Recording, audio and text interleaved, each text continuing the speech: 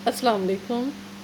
Gardening with pleasure में आपको खुश आमदीद। रमज़ानुल मुबारक का चाँद नज़र आ गया है और आज पहला रोज़ा है और रमज़ान के हवाले से ही आज हमने बात करनी है कि हम क्या करें कि अपना जो वेट है वो भी हमारा अच्छा हो जाए। और वो लोग जो कि स्मार्ट होना चाहते हैं वो कौन सी रमज़ान में डाइट लें।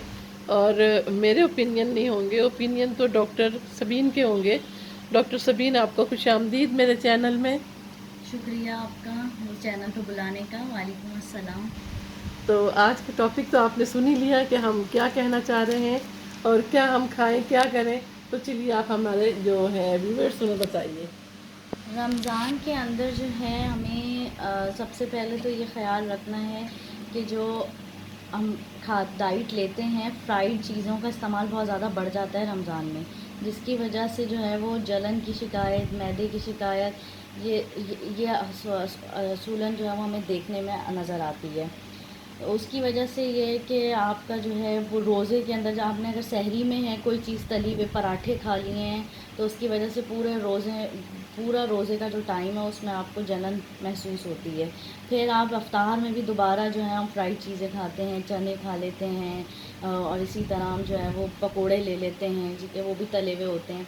चने तो खैर ये कि ताकत देते हैं, अगर आप चने लेते हैं तो चनों से तो ताकत आती है, वो अच्छे हैं।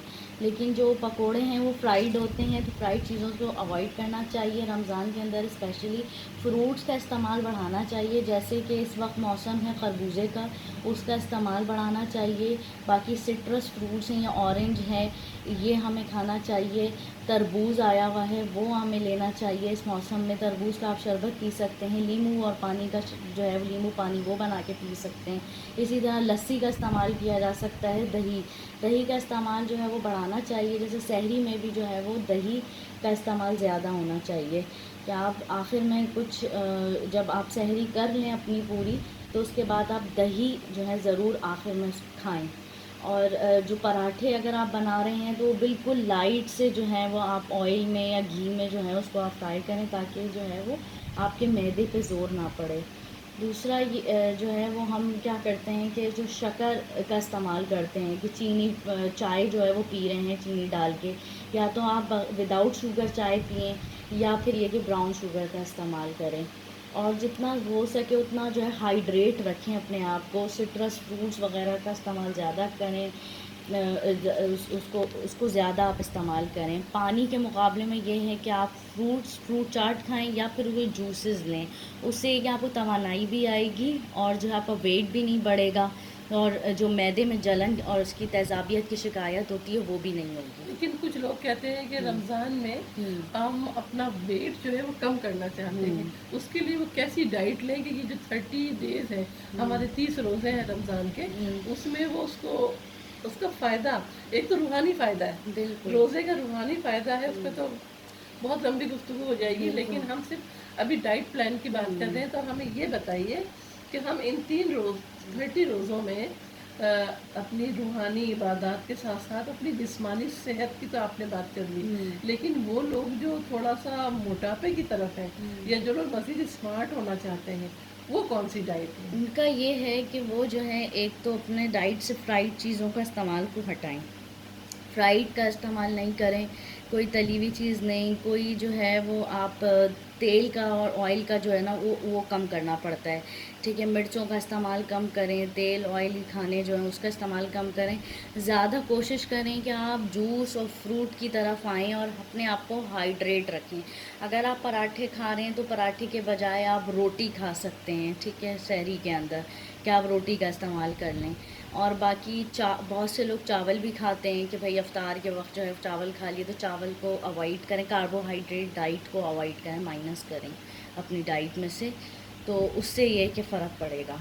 बाकी शुगर जो है, वाइट शुगर, वो बहुत नुकसानदेह होती है, आप ब्राउन शुगर का इस्तेमाल करें, ठीक है, उससे फ़र्क पड़ेगा। और फाइबर वाली और चीज़ें फाइबर जिसमें वाली। फाइबर होता है, जो कि पेट भी भर जाता है। एक इंसान बिल्कुल। की ख्वाहिश होती है ना, मेरा पेट खाली खाली है। हम्म। रमज़ान में देखिए एक रूहानी चीज़ एक अलहदा है, हमें एक सुकून होता है कि हम अल्हम्दुलिल्लाह रमज़ान को पूरी एहतराम और उसके जो हमारे कवायद हम पर है उसके मुताबिक हम रमज़ान का रोज़ा रख रहे हैं, लेकिन हमारी ख्वाहिश होती है कि हमारा पेट भी भरा भरा रहे। बिल्कुल। और ये जो मोटापे का है, डॉक्टर आप बताइए, क्या मोटे होने वाले या थोड़ा सा फरबही की तरफ लोग हैं या स्मार्टनेस की तरफ आना चाहते हैं, तो वो फाइबर वाली चीज़ें इस्तेमाल करें या वो चीज़ें इस्तेमाल करें जैसे जौ का दलिया है, गंदम का दलिया है, और चूँकि उसमें ऑलरेडी ये चीज़ें होती हैं, फाइबर होते हैं। तो आप बिल्कुल, क्या कहती हैं? जौ का दलिया तो बहुत अच्छा है, वो ताकत भी बहुत ज़्यादा देता है और मोटापा नहीं करता है। और ब्लड भी तो बनाता है। बिल्कुल ब्लड भी बनाता है। बाकी फाइबर डाइट जो है वो इसीलिए अच्छी होती है कि वो आपको कॉन्स्टिपेशन नहीं होने देती है, कब्ज़ नहीं करवाती है वो।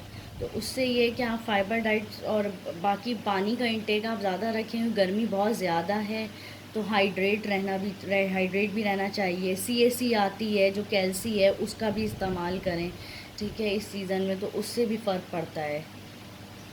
और एक चीज़ और कि ये जो दूध से बनी हुई चीज़ें हैं, आप क्या समझती हैं, ये इस्तेमाल ज़्यादा होना चाहिए? दूध से बनी हुई चीज़ों में सिर्फ दही का इस्तेमाल जो है ज़्यादा होना चाहिए। दही में क्योंकि कैल्शियम होता है और दही जो है वो बहुत फ़ायदेमंद भी होती है। मीठी लस्सी के बजाय नमकीन लस्सी अगर पिएँ तो ज़्यादा अच्छा है।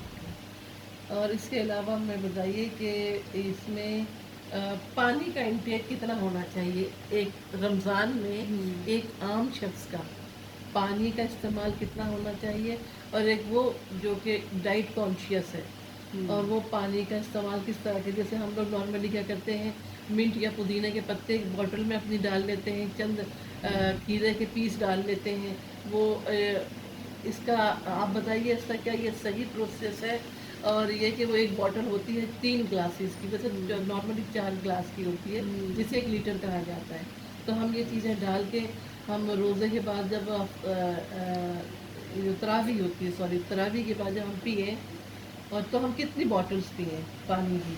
एटलीस्ट जो पानी की जो मतलब ये है कि आप 1 लीटर, 1 से 1.5 लीटर बॉटल तो पीनी चाहिए अफ्तार के बाद, ठीक है। 1 से 1.5 लीटर आप बॉटल पिएँ अफ्तार के बाद, वो फ़ायदेमंद है क्योंकि ज़ाहिर बात है आप पानी से मतलब अफ्तार के वक्त जो बहुत से लोग पानी पी लेते हैं बहुत ज़्यादा, उससे पेट भर जाता है, तो उस वक्त पानी ना पिएँ, उसके बाद पिएँ। और दूसरा मिंट का जो पानी है वो तो बहुत ही अच्छा होता है कि अगर हम मिंट या कुकम्बर जो है वो यूज़ कर रहे हैं उसको डाल के, तो वो तो बहुत अच्छा है तो वो ये वाटर, ये हर्बल वाटर हो जाता है वो। तो जो स्मार्ट होना चाहते हैं उनके लिए बताइए कि ये पानी बेहतर है?